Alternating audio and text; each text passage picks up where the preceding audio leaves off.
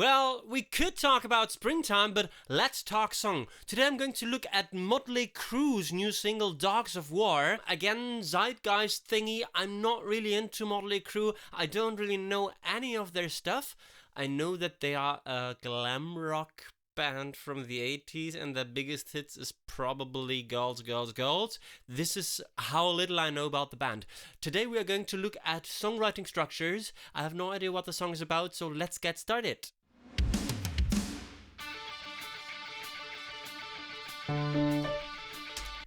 The song is in D, minor, major, we don't really know.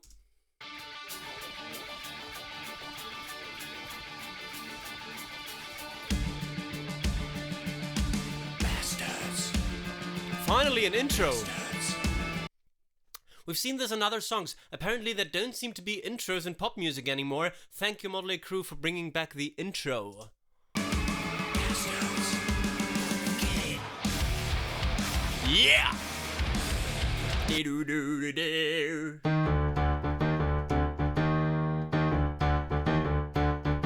This is evil. We are definitely in some kind of D minor thingy. I would even say that we are in D phrygian or D locrian, because those are the two modes that feature that flat 2, this E flat.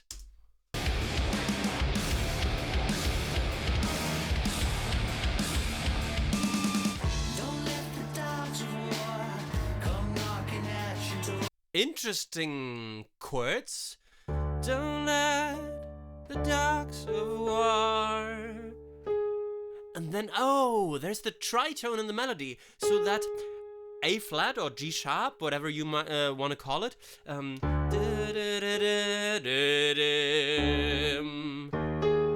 Maybe like this. Chord-wise, I don't know, but the melody features the tritone, which is quite cool. Making it more probable that we are actually talking about the locrian mode, because the locrian mode covers both the flat 2 and the flat 5.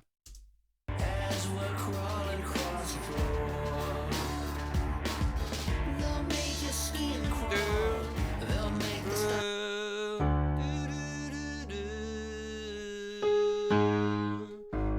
Is that the bass note as well? Do they matter?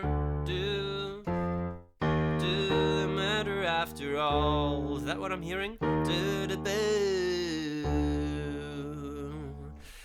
Let's say we are in locrian, then all the notes would be D, E flat, F, G, A flat, B flat, C and D, I believe.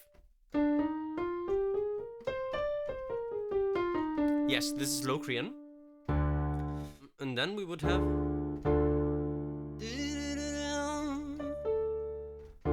Of course, we do break the pattern.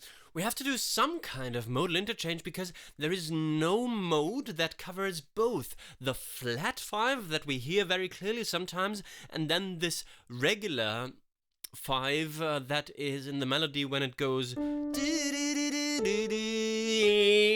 this is clearly breaking this mode pattern. Back to the riff. That might probably also be the chorus.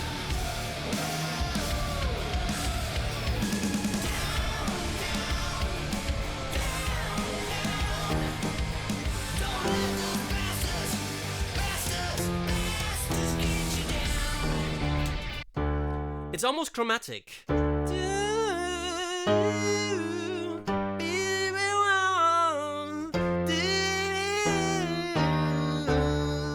Something like this.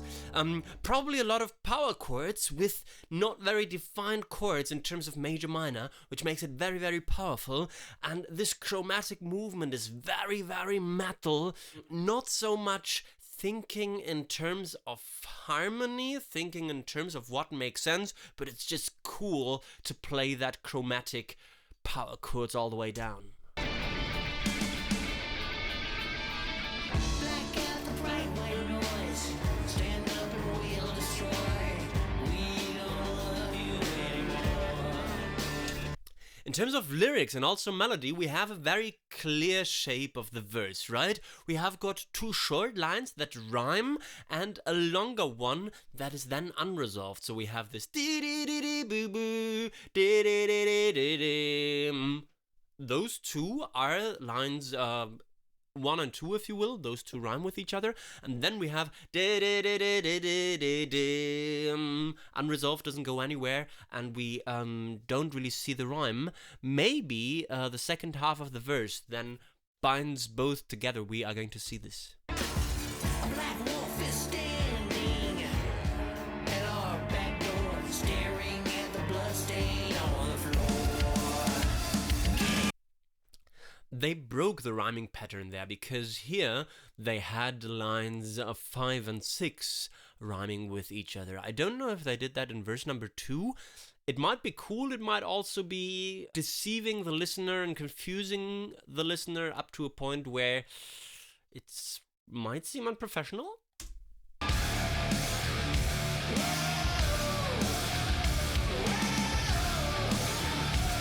That really cool riff with that whoa whoa as a transitional bridge is very, very powerful, because we feel everything moving. Harmony wise, that is no great tension. It's just that we know that something's going to happen after it, but it's not a dominant chord that leads somewhere and has to resolve somewhere. Still, it's very powerful.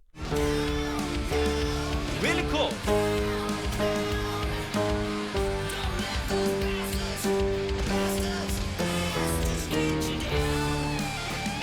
In terms of prosody, it's rather risky to say down, down, down, down.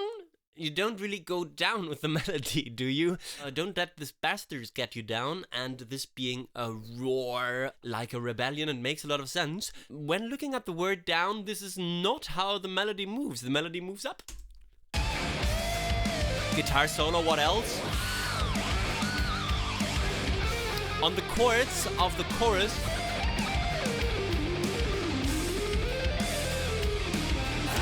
I'm expecting a primary bridge and new ideas here, which is why I want to remark on the interesting harmonic rhythm at the end of the chorus, which is a 3-3-2 thingy. Regular 1-bar chords, 1, 2, 3, 4, 1, 2, 3, 4, 1, 2, 3, 4. Then we have got those 3-3-2 thingies in the 8th note. Really cool, accelerating this all the way down, down, down. Really cool, and making it very special. Stand my ground, I will not back down.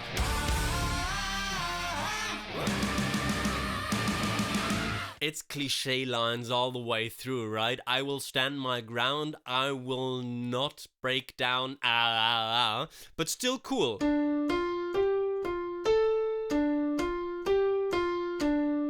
Harmony-wise or melody-wise, nothing very, very special.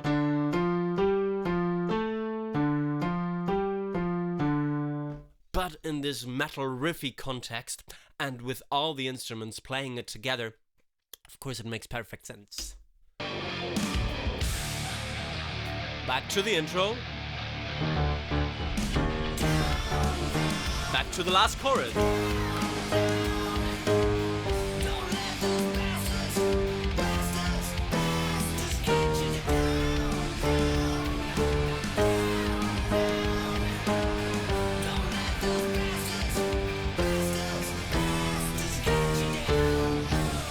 And with that whoa whoa, which might be also the outro. Yes! A fun song! What did we learn songwriting wise?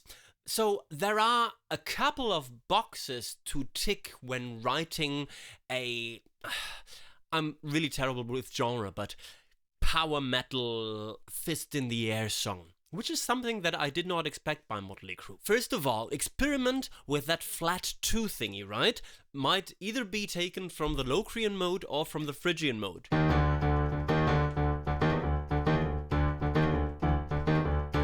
By the way, that riff is also the 3-3-2-2 thing.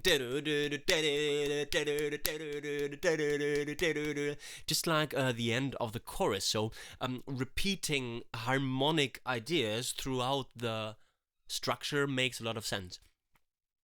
In terms of lyrics, we have got a very simple structure, but the structure is followed through. So we have got a clear and well-defined verse that gets then, after the verse, we have got the transitional bridge that then goes to the chorus, back to verse, transitional bridge, chorus. Then you have a very powerful primary bridge with that riff that everybody can sing along to. And then you have got chorus all the way till the end, okay? And the chorus is very strong. The chorus offers that interesting harmonic structure, and it's a very good idea to repeat it so often at the end especially. The 3-3-2 is something very, very basic, right? I might even do a 3-minute Theory Thursday video on the 3-3-2 because it's so omnipresent in pop and rock music. It's a fun song. It's something that we can learn from in terms of songwriting, especially if we want to go into this rock metal direction. Listen to Mötley Crüe. Apparently they know how to write songs. Is it super intelligent and nerdy and with very complicated harmonies? Of course not, but nobody wants that from Mötley Crüe. So it's a very, very in-your-face rock song that I believe will please the fans. If you are pleased by that reaction video, make sure to give me the likes, to give me the subscriptions, and to give me the comments suggesting songs that you might want me to react to or to analyze a bit more in detail. Also, if you really want to learn nerdy stuff about songwriting, also with a special category heavy metal songwriting, I suggest you buy 2 songwriting courses. First, the almost but not quite complete guide to songwriting. This is where Henning and I go through all the genres, and we have got one specific lesson for heavy metal writing as well, where we, for example, talk about that flat 2 thingy. But also, and I think this would be an even better idea, the best idea is to get both courses, to check out Trey's songwriting course. Trey Xavier has got a really, really great songwriting course. I'm getting regular emails from him motivating me to just start writing, fight writer's block, and this is something that we all struggle with. He is very much specialized on heavy songwriting, so rock and metal is his thing. If you want to know more, go to Trey's website. I'll leave you the link in the descriptions. I guess we've talked song, you can talk about springtime now. Bye bye.